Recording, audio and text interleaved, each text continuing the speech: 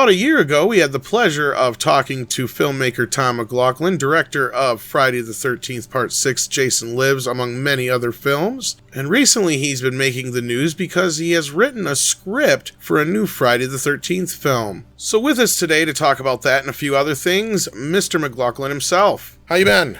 I've been fine. Yeah, I've been sort of overwhelmed with all the publicity that the script got. I did not expect that, and I didn't even mean for it to happen. But, it was pretty amazing. Well, then, let's just get right into it. That's one of the main reasons we're here today. As you were saying, you've been getting a lot of press lately because you had mentioned you've been busy at work on a script for a Friday the 13th film. Is that correct? That is correct, yes. So tell us a little bit about how that happened and what this script is all about and what got you started writing on it in the first place. Well, it really kind of gets down to after I finished Jason Lives way back in 1986, there was a lot of questions about whether I would do the sequel at that point. And basically I was, kind of had to take the position that I just don't have a really good idea for what the sequel will be.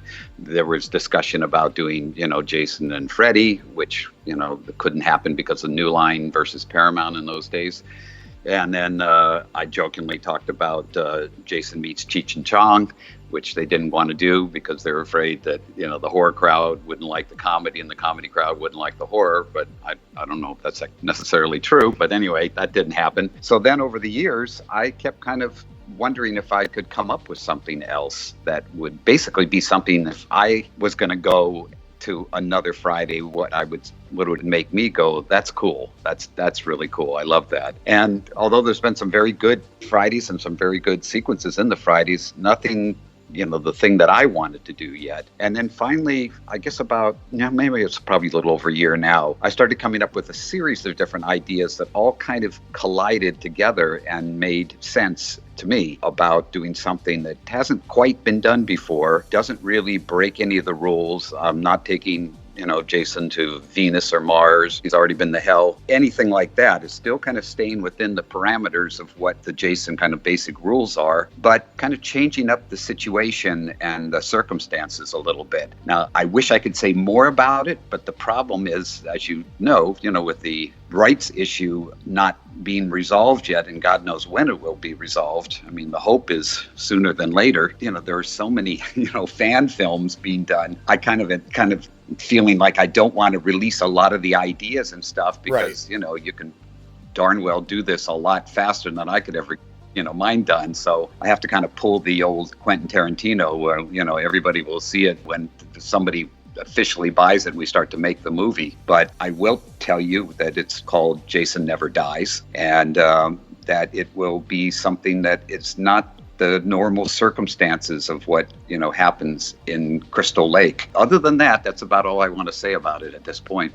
Can you tell us, is it something that was kind of inspired by the 2018 Halloween reboot? Was that something that kind of got you in the movie, or was it just something that just kind of came to you out of the blue? Yeah, it kind of was a combination of things, but what the new Halloween reboot did for me was kind of allow what I wanted to do, which was, I'm not doing like, if this does become Friday the 13th, part 13, right, it won't be in chronological order to what, the 13th film would be after, if we're really trying to follow what happens to Jason. They jump all over the place anyway, as we all know. Right. So it, mine actually happens kind of like a number of years after my Jason Lives happens. So there is a sort of a sequel quality to what I'm doing in terms of my film, but not in terms of all the other films. Right. And Halloween sort of made it to me okay to be able to do something like that I think people, particularly people who are not the hardcore fans, they just wanted to go and see this movie because it looked cool and they like Halloween or the few that they might have seen. And then there's obviously us fans that want to see, what they're going to do with taking the genre, this particular franchise, in a different way than what we've seen before. Jason is kind of wrangled up into, legal issues right now. You don't know too much about that, I'm sure. Tell us what you do know and your feelings on the whole thing. Yeah, it's rough because, quite honestly, I'm friends with both Victor and Sean. I have not talked to him since all this thing happened. I've never like actually worked with Sean on this. I only, saw him at like a convention thing and then at a signing that I was doing. And, he was very supportive of the version that I did and very nice guy. And the same thing with Victor. Victor's been terrific. And they really are kind of at that classic crossroads of, who is going to have some kind of control over this, or, more importantly, who gets the bigger cut of the money when it gets down to it. And they both have large entities around them, i.e., lawyers and production company and stuff. And so, a lot of this is everybody kind of encouraging their team to win. And the actual points that they're making for their sides, I don't know all the details other than the fact that, Victor won the first round. So he has basically the title Friday the 13th and could, I believe, make a reboot of Friday the 13th with all that. But I don't think he actually has the masked Jason. That belongs to Sean. Right. So, it's like you got these marbles and I got these marbles, and how can we work this out so everybody gets, equal share of marbles? And I don't know how that's going to eventually. Right. Well, and the split is, like you said, basically everything that was in the first movie as opposed to the grown adult Jason is pretty much where the line is split. Yeah. Now, from what you can tell us, is your script in any way unrelated to the first film, to where if, like I said, I believe right now the rights for Jason himself rest at Warner Brothers, because they were reverted back a couple years back over a deal with Paramount that went back and forth, and I think now that's where they're at as far as just Jason himself. But like you said, the rest of the rights are somewhere else. Now, is your script something that you would be able to do if tomorrow they found out, yes, we can use Jason and that's it? Would that be something you'd be able to do, or is your stuff too tied to the original storyline to be able to do without some kind of legal wrangling? Well, basically the answer is yes, it's not connected, or no, it's not connected, whatever the proper answer is on it. Kind of the way I have it set is that there's not a big discussion about Jason and stuff with the characters in mind. I'm trying to get back to an innocence in a way about the people that are at the mercy of Jason and his rampage. So, there's, as I said before, there are ties to mine and some of the ideas I came up with in my version of a Friday, but not, necessarily, going back to the original at all. Right, so there's a better chance that we could possibly see your story come to life if things work out down the road. That'd be great. So let's move past Friday the 13th a little bit, because I'm sure you got a heck of a lot more than that going on in your life. As anybody who listened to our previous interview with you may know, or just knows you in general, you're a musician as well. I know you've probably been working a little bit on your music, and is there anything else you've been working on that you wanted to talk about? Yeah, we have some new songs that we've just recorded for the next album. We need about, I think, 3 more songs before we'll have literally an album's worth. And we've got some new gigs coming up, both here in Los Angeles, and got some bookings in Texas and some things going in Northern California, San Francisco Bay Area.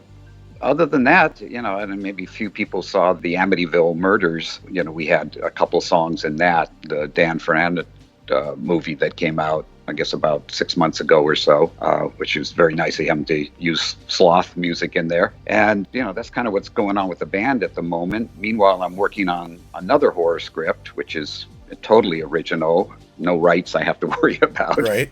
And, it kind of deals with a kind of a well-known cultural, I want to say monster because I just love the term, but it's really kind of a belief system in this particular culture, which again, I don't want to say too much about because it's very easy to lift it and use it. But it's something, again, that I'm surprised no one has done yet. And unless it's going on and I just don't know about it, because what I have learned, and this kind of applies to all you guys that are doing things, it's like we're all big antennas, and lots of times when one idea comes out, like a lot of people's antenna pick it up at the same time, and it's sort of like who gets there first, and then it becomes, oh, you ripped off so-and-so, but it's not true. Lots of times you just literally come up with something. And I remember my first exposure to that was when I did One Dark Night.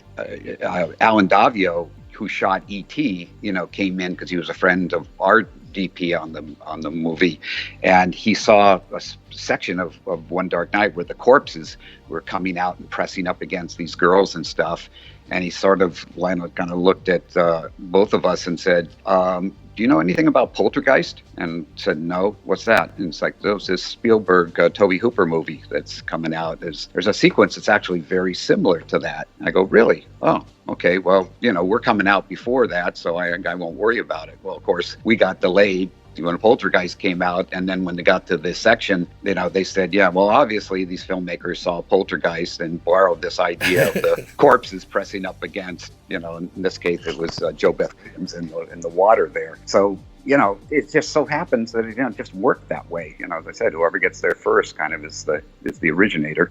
Yeah, it's always great to get a chance to talk to you, Tommy. It's been a while. Again, anybody who wants to know anything about you can check out your book, of course. And also, we have an interview with you from a little while back that they can check out as well. And thank you for taking the time to talk to us about your Friday the 13th script today. All right. And one thing I do want to plug real quick. Absolutely. I'm getting on a plane tomorrow to go up to Canada, to Ontario, Niagara Falls for the Fresh Kills Con that's going on up there this weekend, which I believe is the 13th and 14th up at the Best Western. And it's me and Tom Matthews, together again. So, if anybody that can, come across the border, or if you're up there in Canada, if you want to come on down, we'd love to, meet you guys. And, they're doing the usual photo ops and signing and things. And I think they're playing the movie and having us, kind of do live commentary as the movie plays. Cool. Which could be very cool. I hope that's happening. All right. So, but yeah, I'd want to extend that invitation to everybody. Absolutely. And again, we want to thank you for your time as always here on Midnight's Edge. Right. Thank you so much. If you enjoyed this video, then please leave a comment, like it, and help share it. Or if you didn't, tell us why in the comments. If you did enjoy it, then feel free to subscribe, but remember to hit the bell icon to select that you want notifications all the time, otherwise YouTube might randomly unsubscribe you. Midnight's Edge is completely independent and devoted to bringing you the intelligent analysis of the inner workings of the film industry and genre media. If you like what we do, then we would be very grateful if you could help us keep the lights on by supporting us on Patreon or on Subscribestar. Our backers receive exclusive rewards and bonuses. Before you go, check out these other videos that may interest you, and our sister channel Midnight's Edge After Dark for more live shows and more laid-back content.